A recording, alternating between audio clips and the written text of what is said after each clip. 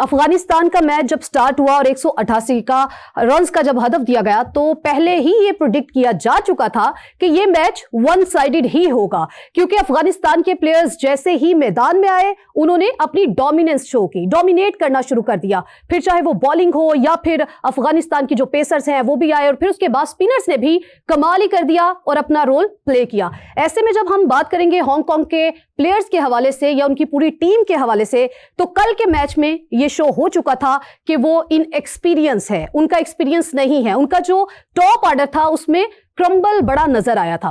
तो खैर कल के मैच के बारे में तो सभी ये कह रहे थे कि वन साइडेड मैच है और आज का जो मैच होने जा रहा है जो कि भारत के दरमियान और यूएई के दरमियान खेला जाएगा, उसके बारे में भी यही प्रेडिक्शन की जा रही है कि वो भी वन साइडेड मैच ही होगा। तो इस पर तो हम लोग बात करेंगे, साथ ही साथ हम बात करेंगे आज के इस शो में पाकिस्तान और भारत के दरमियान जंग होती है तब सभी देखते हैं, ऐसे ही जब मैच होता है तो मैच को भी एक जंग ही तस्वुर किया जाता है। शायकीन जो है इस मैच को भरपूर एंजॉय करते हैं और फिर इसके ऊपर देख के अपने तबसरे देते हैं और इसके ऊपर कमेंट्री भी करते हुए दिखाई देते हैं। तो अब देखना यह है कि 14 सितंबर को होने वाला पाक भारत टाकरा जो है, उसको मैं टाकरा ही कहूंगी, मैं उसको जंग ही कहूंगी, वो जंग से कम नहीं है। तो देखते हैं कि कौन उसको जीतेगा। तो ये तमाम तर मैचेस और टोटल 8 टीमें जो हैं वो इसमें इन हो चुकी हैं। तो अब देखना यह है कि कौन जो है टॉप 4 में पहुंचेंगी, उस पर बात करेंगे। हमारे साथ मौजूद है स्टूडियो में हाफिज मोहम्मद इमरान साहब, सीनियर जर्नलिस्ट हैं, क्रिकेट एनालिस्ट हैं, साथ ही साथ राजा असद साहब क्रिकेट कमेंटेटर, ये भी हमारे साथ मौजूद है। खैर आप दोनों को वेलकम। तो शुरुआत करते हैं, गुफ्तगू का आगाज करते हैं। खैर मैं इतनी वैसे डिटेल में अभी नहीं जाऊंगी। सबसे पहले तो मुझे ये बताइए, आप दोनों से मेरा सवाल है कि कल का जो मैच था, आपको नहीं लगता कि बड़ी इससे तगड़ी टीमें हो सकती थी? अगर होती एशिया कप का टॉप अभी स्टार्ट था तो अच्छी टीमें होती तो अच्छा आगाज होता, एंजॉय करते। हल्की टीमें नहीं आई आपके ख्याल में? मिस मैच था, मेरा ख्याल है मैच नहीं था। क्यों राजा साहब? ये तो जिस तरह आपने शुरू में भी कहा है ना कनीस के पाकिस्तान, ये जो कल अफगानिस्तान के बारे में पहले से ये राय थी, तासुर था कि वो जीत सकते हैं और उन्होंने बड़ी आसानी के साथ रन्स ऑन बोर्ड भी किए। फिर उनको 100 रन्स भी नहीं कर पाई टीम उनके ख़िलाफ़।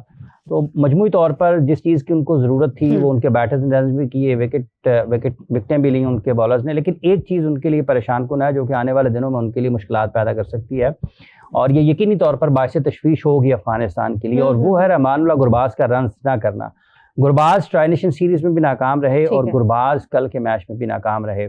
जब आप बड़ी टीमों के खिलाफ जाएंगे या मुश्किल मैचेस में जाएंगे तो आपके टॉप प्लेयर्स अगर परफॉर्म नहीं करते हैं वहाँ पर तो मुश्किलात बढ़ती हैं। और गुरबाज जिस तरह के खिलाड़ी हैं जिसके ऊपर खासा इन्हिसार करती है अफगानिस्तान की टीम, उन्होंने परफॉर्मेंसेस भी बहुत दे रखी हैं। तो उनके रन्स ना करना यकीनी तौर पर टीम के लिए, टीम मैनेजमेंट के लिए मुश्किलात उससे होंगी। बाकी मजमूई तौर पर वैसे तो इसके साथ साथ राशिद खान भी उस कंट्रोल में नहीं है। अब तक ट्राई नेशन सीरीज में उन्होंने खेली है, उन्होंने विकेट लिए, पाकिस्तान के खिलाफ भी आउट किए उन्होंने, लेकिन उनके कंट्रोल में कहीं ना कहीं कुछ मसला आ रहा है कि शॉर्ट बॉल जितने उनके गिर रहे हैं ना, बुनियादी तौर पर अगर उनकी गेंदबाजी को देखते हैं तो उसमें एक्यूरेसी बड़ी अहमियत रखती है। मतलब उनका इतना उबूर है, उनको महारत रखते हैं कि वो बॉल एक ही जगह पर फेंकते हैं और बल्लेबाज को बहुत कम मौका देते हैं बाजू खोलने का। तो वो कुछ ना कुछ उसमें कुछ गड़बड़ है, हो सकता है आने वाले दिनों में ज़्यादा बेहतर। अच्छा हाफिज साहब, कल के मैच को भी देखें या फिर ट्राई नेशन सीरीज़ को भी देखें तो उसके बाद आपको लगता है कि अफगानिस्तान जो है वो सेकंड हाईएस्ट टीम हो सकती है? डिपेंड करता है ना कि कैसी क्रिकेट खेलते हैं। अगर ये एशिया कप के मैचेस में जो उनका पूल है उसमें वो अफगानिस्तान और श्रीलंका अगर ऊपर आते हैं तो फिर जो अगले मरहले के मैचेस होंगे जिसमें ज़्यादा मुश्किल क्रिकेट होगी, वहाँ पर इस चीज़ का तयन ज़रूर होगा कि वो नताइज क्या देते हैं इनफरादी तौर पर और इज्तिमाई तौर पर। लेकिन इसमें कुछ शक नहीं है कि वो महदूद ओवर्स की क्रिकेट में, मुख्तसर दौरानिया की क्रिकेट में उन्होंने बड़े अच्छे तरीके से परफॉर्म किया है और इस अंदाज में उनके खिलाड़ियों को दाद ज़रूर देनी चाहिए कि गो के मुश्किल हालात में है, वहाँ पर ज़िंदगी खासी मुश्किल है अफ़गानिस्तान में, लेकिन उसके बावजूद भी उनके क्रिकेटर्स जिस तरह से आगे आ रहे हैं और परफॉर्म कर रहे हैं वो काबिल तारीफ़ है। अच्छा राजा साहब, सेम क्वेश्चन फॉर यू, आपको लगता है कि सेकंड हाईएस्ट टीम हो सकती है अफगानिस्तान? ये कबल अज़ वक्त है, देखें अभी जो पाकिस्तान की ट्राई सीरीज में परफॉर्मेंस उसको देखते हुए तो हम ये नहीं कह सकते कि they are definite to be a number 2 team. एक तो कुछ लेकिन ऐसे इंडियन इसको क्लेम करते हैं।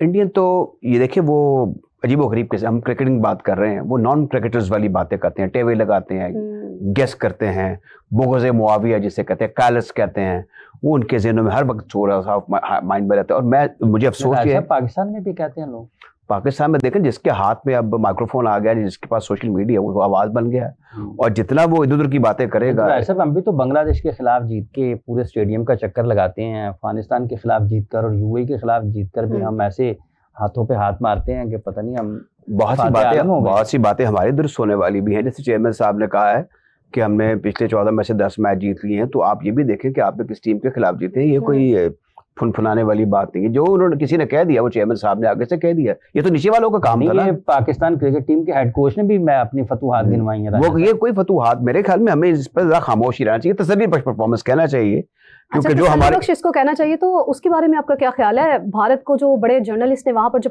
कल प्रेस कॉन्फ्रेंस हो रही थी, बड़े लोगों ने कहलवाने की कोशिश की कि भारत जो है वो एक फेवरेट टीम है। कहलवाने की बात नहीं, अगर आप ऑन पेपर देख लें तो वो फेवरेट हैं। अच्छा, हमारा ये है कि हम अगर अपने आप को फेवरेट कहें तो वो ये हमारी ट्रेडिशनली एक अपर हैंड रहा इंडिया के ऊपर, जब भी तक भी है in some of the cases ODI and test cricket, और रिसेंट परफॉर्मेंस हमारी बड़ी पैथेटिक रही अगेंस्ट इंडिया। उसकी वजूहत अदर देन क्रिकेटिंग भी हैं, आई टेल यू। लेकिन जहां तक इस इवेंट का ताल्लुक है, इसमें आप ये बैट्समैनों की घुमसान की जंग होती है। अगर आप इंडिया के पहले 4 बैटर्स देख लें तो वो लगता है किसी की बारी नहीं आने देंगे। उनके मिला जुला के 1100 हैं, स्ट्राइक रेट चलता है 150 से 200 तक का।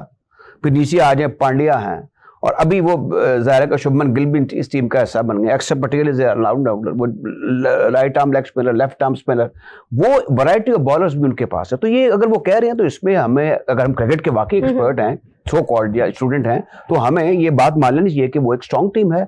वो टफ कंपटीशन होगा पाकिस्तान का और उनका, हम उनको टफ टाइम दे सकते हैं फॉर द रीजन, क्योंकि अच्छा, आपको लगता है कि T20 के फॉर्मेट में कोई टफ टीम होती है? बिल्कुल होती है, ये कैलकुलेशंस हैं। अब ये नहीं कि जैसे हम एक जमाने में हमारी T20 टॉप रैंक कर गए थे, हम वर्ल्ड कप भी जीत गए T20 का, लेकिन नहीं, अब लोगों ने कैलकुलेशन शुरू कर दी है। अब यही देखें, लेकिन 2 से 4 ओवर में गेम बदलती भी नहीं बदल जाती है, लेकिन आप एक मेथड भी तो है ना कि आपका स्ट्राइक रेट कहाँ है।